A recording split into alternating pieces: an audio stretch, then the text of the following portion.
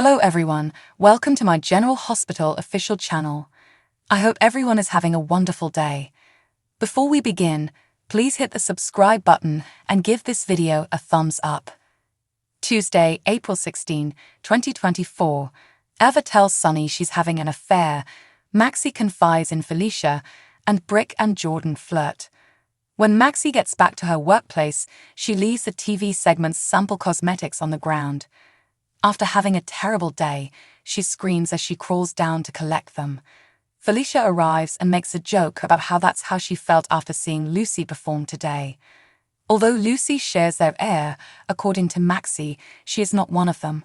Felicia states that happily, Sasha came to the rescue. Felicia queries Maxie about the situation.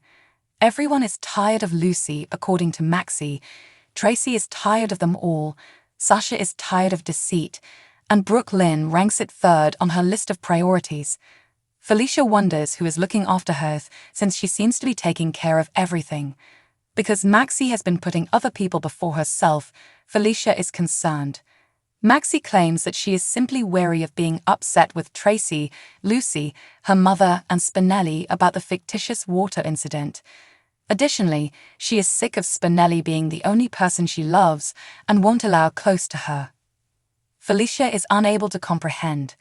Maxie acknowledges that she harmed Jason numerous times and that they have never truly stopped loving him, even though she kissed him the night Jason returned. As Felicia and Maxie settle down, Felicia talks about how they had several false starts with Mac and how she was scared of messing up after they broke up and then got back together. She understood that when she and Mac tied the knot for the final time, it would be a permanent union, but she chose to follow her intuition rather than her fear. Maxie acknowledges that she made it through one split with Spinelli, but she doubts her ability to do so again. Felicia explains to her that while she ejected him, Spinelli hasn't abandoned her and has witnessed her at her lowest point. Felicia issues another apology for the entire flood plan. She understands that Maxie is worn out and exhausted, so having a nerd like Spinelli around to help out isn't all that horrible. Laura is in Jordan's office to talk to Cyrus about a delicate matter. Jordan knows she can't be impartial toward him, but she needs her guidance. Laura can relate. It takes a lot to keep her from rolling her eyes when he arrives at her door and begins to quote scripture. Laura brings up Sunny hitting Cyrus and inquires as to whether she believes it was justified. Although Jordan won't admit it, she doesn't think vigilant justice works and has dreamed of Cyrus getting his. Jordan doesn't get why Laura feels like Sunny's collaborator in this. Laura explains that she and Sunny have a long past together and that despite Cyrus's heinous actions, she believes he is attempting to make amends. She would also like the people who attacked Cyrus to face legal consequences, assuming they weren't Sunny. Since the perpetrator of the crime was someone she considered a friend, she feels that in her capacity as mayor, she cannot turn a blind eye. Jordan queries her about her plans to get Sunny taken into custody. Although Laura claims it is not her call to make, she is aware of whose it is. Joss and Trina go for a nighttime run at the park. Joss observes that moving allows your brain to reset, even if she is aware that Trina is still in mourning. Trina feels grateful to Joss for helping her break free from her current situation. Abruptly, a bare-chested Dex bumps into them. Joss admits he's applying to the PCPD, something Trina was unaware of when he was staying in town. Trina says she knows they split up, but she doesn't know why, and it feels like they don't know either. She says the silence is unbearable. Trina queries what transpired, to which Dex responds that he ought to go maintain an elevated heart rate. Joss says they've changed and simply require more time. Trina advises them to take a lesson from her experience with Spencer, because time is of the essence sometimes. Figure things out, she says. They used to be so in love. When Trina departs, Dex is aware that she has experienced a great deal. Joss claims that in order for her friends to support her and prevent awkward situations between them, they must figure out a means to do it. He declares his participation. He asks her how she's been doing as they sit down. Joss says her mother is ecstatic that Jason is returned. He says he misses her and thinks she looks fantastic.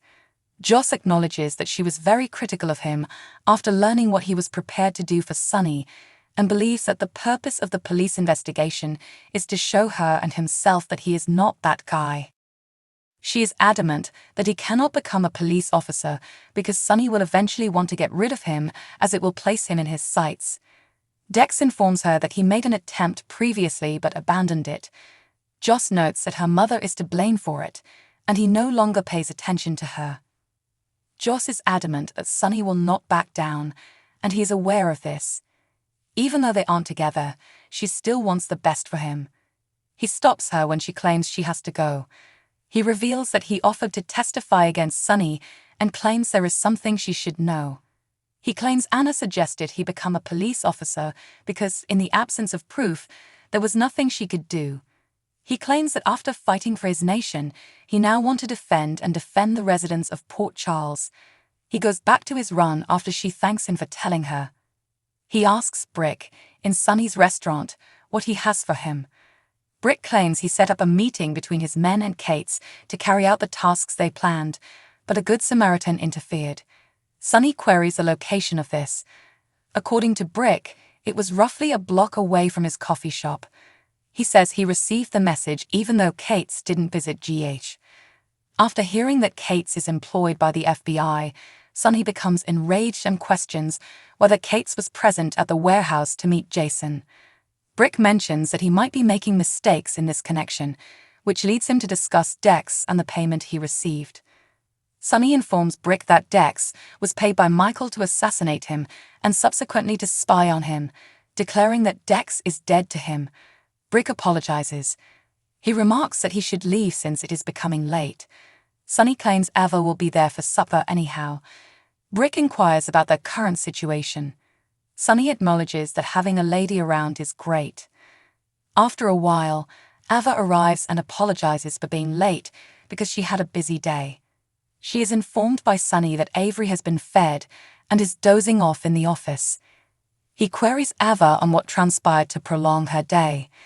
It has to do with she who must not be named, according to Ava. He queries Carly. No, the other one, she responds. What does Nina want, he asks.